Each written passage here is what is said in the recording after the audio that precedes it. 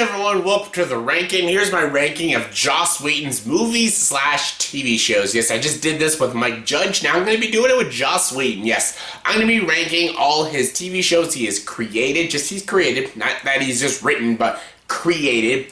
And movies that he's just directed. Not just written, but directed. Only directed, because if I went with written, he's written a lot of films and stuff, and I can't include all of them, because I feel like his movies he has directed. So you won't see Cabin in the Woods on this list, or Atlantis Lost Empire, the first Toy Story, Titan AE, In Your Eyes, all those films that he's just written but not directed aren't going to be on this list, just movies he's directed and shows he's created. That equals up to 10, actually. The reason it's not a top 10 list is because the first one I'm about to talk about, I'm not the biggest fan of, so it's a ranking. So yeah, here's my ranking of Joss Whedon's movies / TV shows, in my opinion, from my least favorite to my favorite. Alright, let's get started. Coming in at number 10 is Agents of S.H.I.E.L.D. Agents of S.H.I.E.L.D., I can't really say that I hate, or even I like and stuff, because I haven't watched enough of it, because I've only watched bits of the first season, and episodes scattered throughout. I haven't really, watched this show and stuff, and I don't really consider this Joss Whedon show, but it says it's created by him and his brother and stuff, so I guess it is a show, even though he's only directed one episode, and I think that's the first episode. Let's see, he's directed more, but I think he just did the first one. And I only watched, the first few episodes of Agents of S.H.I.E.L.D., and I really didn't like it. I didn't like it. I don't like how they brought Coulson back. Even the way how it all ties in and stuff with the MCU, I still don't like how they did that. I watched bits of the seasons when they involve Hydra, because that's taking place during the Winter Soldier. I don't like how they did that either. I can't get into this story, into these characters. I know a lot of people have told me to give the show a chance, but I know I've watched a lot of, bits of the first season and stuff. I watched bits of season 3 and stuff. I've tried, it's not a show for me. And I love Joss Whedon's TV shows, but this one I can't get into. And I love superhero TV shows. I watch, not anymore, I don't really watch Arrow, but I watch Flash, and I watch the Netflix Marvel shows. I love superhero shows, but just this one, can't get into it. Coming in at number 9 is DrHorribles SingAlong blog. This is a great little TV movie. This was a great TV movie. This was during the writer's strike and stuff, and this is something we just needed. This is a 45-minute short little movie that aired on television that I never watched until years and years later, and loved it. It's a great musical. It's basically about this guy who is this evil masked genius played by Neil Patrick Harris, and he has his own blog that he films his master plans, and he's trying to defeat the local superhero and stuff, and basically, he falls in love with this girl, but then the superhero is trying to take the girl away from him. And basically, he gets jealous and basically wants to destroy the world and destroy the town and stuff. And it's all done through this big musical numbers. And, this is a TV movie, but it's a straight musical. And it's got NPH. NPH is awesome. As Dr. Horrible, he's super funny, and his musical numbers kick ass. The superhero is Nathan Fillion, which is also a really awesome choice. I actually love how this TV movie ends. It ends very, very dark and kind of bleak and stuff, and can't help but appreciate that. And yeah, it's just a good time. It's a very fun time with good musical numbers, interesting characters, and yeah, it's just a lot of fun to watch. Coming in number 8 is Much Ado About Nothing. Yes, Joss Whedon's adaptation of Much Ado About Nothing. He filmed this literally just after Avengers, and he filmed this entire movie in 3 or 4 days, all in his house. And he just grabbed all the actors, some of them from Avengers or some of them from his old TV shows. Basically, they filmed all in black and white, and they filmed in Joss Whedon's house. And it's a good movie, actually. It's nowhere near as good as the 93 version, one of my favorite films of all time, my favorite Shakespeare movie of all time, my favorite Kenneth Branagh movie of all time. Nowhere near as good as that, but it's still a good movie, and very loyal adaptation. I love some of the differences they made. Stuff they made Don John a prisoner, and one of his head guards is his girlfriend and stuff. That was kind of a cool little spin on it. And I love that it's a modern adaptation, so it's in our time. So instead of swords, they have guns and stuff. Instead of the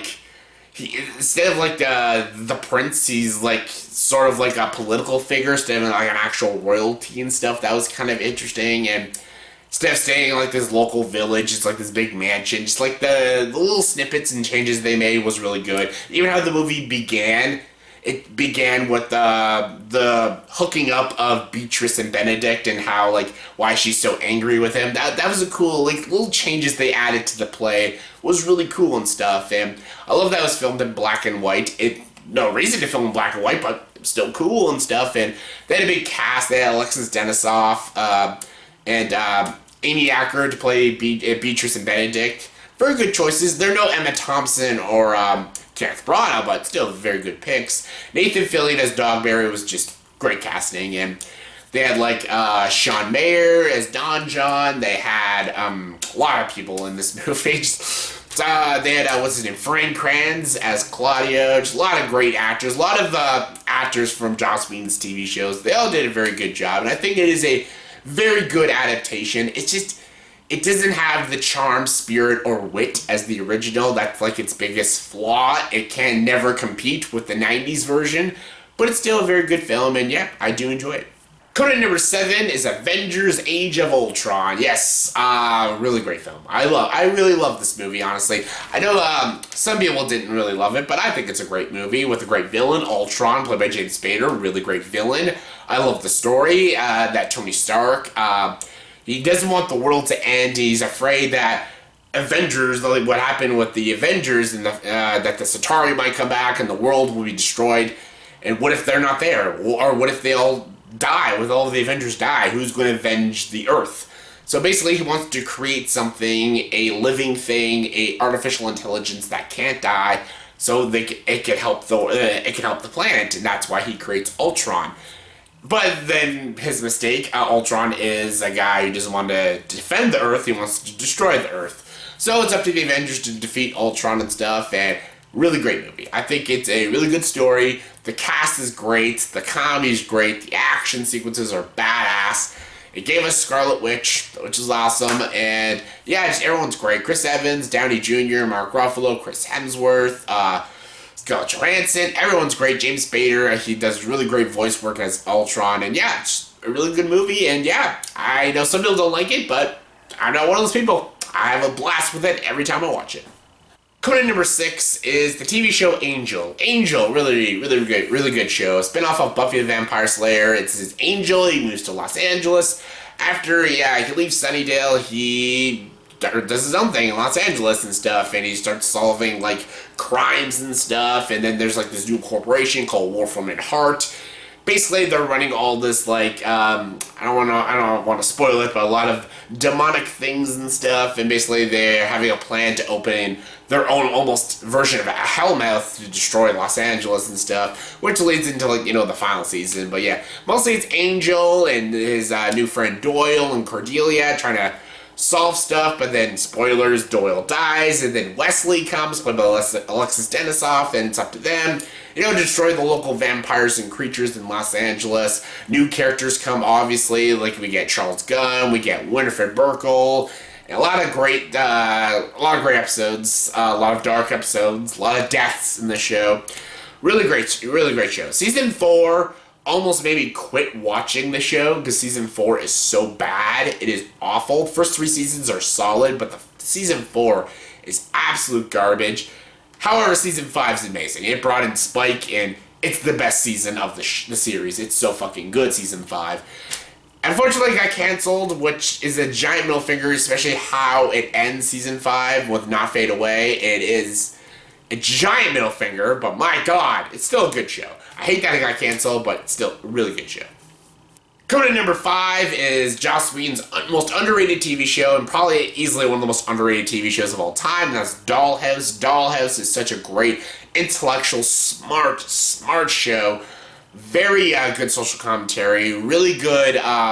It's another movie that it could be in our future and stuff. Like, this is basically a story about them making dolls, like human dolls and stuff, but not like actual dolls. Like, basically people sell their mind to this corporation. Instead of going to, like, prison, they sell their mind. Like, basically this corporation takes their mind and they use their body to put other people's memories and stuff in their mind so they can use them for whatever they need, like jobs or, again, sex, or basically rich people who need, like, comfort or occasional jobs and stuff. Basically, it's hard to explain the show, but basically, you give up your body to the corporation, and basically wherever along your sentence is, and basically your body's used to put memories of other people in your body. Basically, they use your body, they call it a doll, so that you can do like odd jobs for like billionaires and stuff. And yeah, basically that's what the show is. It's about this girl named Caroline, and they call her Echo and stuff, and because that's her doll name. And basically she's like slowly getting her memories back and stuff, and she's keeping all the memories of all the people they give her. And basically she's almost like an abomination and stuff. She's almost like this other person they had named Alpha, who like went rogue and almost destroyed the whole corporation and stuff. And I can't really spoil this show. It's a very hard show to explain. All I gotta say is watch it. It's a brilliant and clever show. It got canceled way too early. It only has 2 seasons, but it does have a proper ending at least. Angel never got an ending, at least this show did. Really great characters, great performances, very smart and clever writing, and yeah, fantastic. One of the most underrated shows ever. Coming in number 4 is Serenity. Yes, you can't take the sky from me. Yes, Serenity is, spoilers, it's a spawn of my favorite show of all time, so y'all know what number 1 is. Serenity's a great film, though. It's a really great film. I really wish there was sequels to Serenity, because Serenity it's a good movie, but I wish there was more. I do have the comic books, so I do know what happens after Serenity and stuff, but really great movie. A lot of sad deaths. A leaf on the wind. Watch how I soar. Really great movie. Basically, they talk about like what happened with River when she was captured by the Alliance and how Simon broke her out. And then it's basically just after the show Firefly, and there's like this operative who wants to kidnap the Tams and take River and Simon, lock Simon in prison, and take River back to basically to what the hell's that? The planet Miranda and stuff, so the Alliance can like do more experiments on her because she's a psychic and everything. And yeah, it's basically about this operative played by Chiwetel Ejiofor, and he's after the Serenity crew, and yeah, which consists of Malcolm Reynolds, played by Nathan Fillion, you got Wash, the pilot, you got Zoe, the first mate, you got Jane, the roughhouse, loudmouth, dickwad guy, and you got Kaylee, the mechanic, and of course you got River and Simon, and you got Enora, the prostitute, and yeah. Really great crew, great characters, and you also have Shepherd Book, the preacher, and yeah, great characters, great movie. I love how they ended the story. Like, it does have a proper ending for Simon and River's story and stuff, and how they end that. That's all really great. Really great action, great comedy, but there's still more to talk about, and you can't find that out until the comic books. You have to read the comic books, which I do own. But I just really wish there was more to the show and to the movie, but for what we got, still a great movie. Coming in number 3 is The Avengers. The Avengers, again, I've talked a lot about. It's a great movie. It's a movie we're waiting for. This movie was promised to us at the end of the first Iron Man film. Avengers came and delivered all the goods. It's just one of the funnest comic book movies you'll watch. All these characters together, Thor, Captain America, Iron Man, the Hulk, Black Widow, Hawkeye, all of them are together, and they're all amazing. They work marvelously with each other to defeat Loki and the Centauri all through New York City. Great action, great comedy, great visuals, so fun to watch. It's one of my favorite films of the MCU. Not my favorite anymore. It's not even my favorite Avengers movie anymore, because Infinity War was fucking amazing, but still, Avengers, amazing. Coming in number 2 is Buffy the Vampire Slayer. Buffy the Vampire Slayer is one of my top 10 favorite shows of all time. It's a great show. It was based off a movie that was in 1992, written by Joss Whedon. Another film written by Joss Whedon. Not that great of a film. Kristen Swanson is not Buffy Summers to me. Sarah Michelle Gellar will always be Buffy Summers to me. But yeah, Buffy, great show. Basically, it's about Buffy. She's the Slayer. She has her Watcher, played by Anthony Stewart Head, Rupert Giles. She has her Scooby Gang, which consists of Xander, Willow, characters more in the future, like Angel and Spike and stuff, and Tara, Riley, all those great characters. And basically, she's a vampire slayer. She hunts vampires, demons, witches, all those kind of creatures and stuff, because the Hellmouth is below Sunnydale, and releases all these creatures, and it's up to Buffy. She's the Slayer. She's destined to kill the vampires and destroy any darkness and creatures that lurk in this city and town. And yeah, Buffy the Vampire Slayer. A lot of great seasons, great episodes, great characters, great comedy, action. It's got everything I want in a TV show. It would take me almost an hour to explain why the show is amazing and go into depths about it, but all I gotta say, it's amazing. It's one of the great shows of all time. It's one of my favorites. And my number one favorite Joss Whedon TV show slash movie is Firefly. Firefly, everyone knows this. Firefly is my favorite show of all time. I've talked about this show, my favorite TV shows list back in years ago. I even did a ranking of all the episodes of Firefly. Everyone knows I love this show.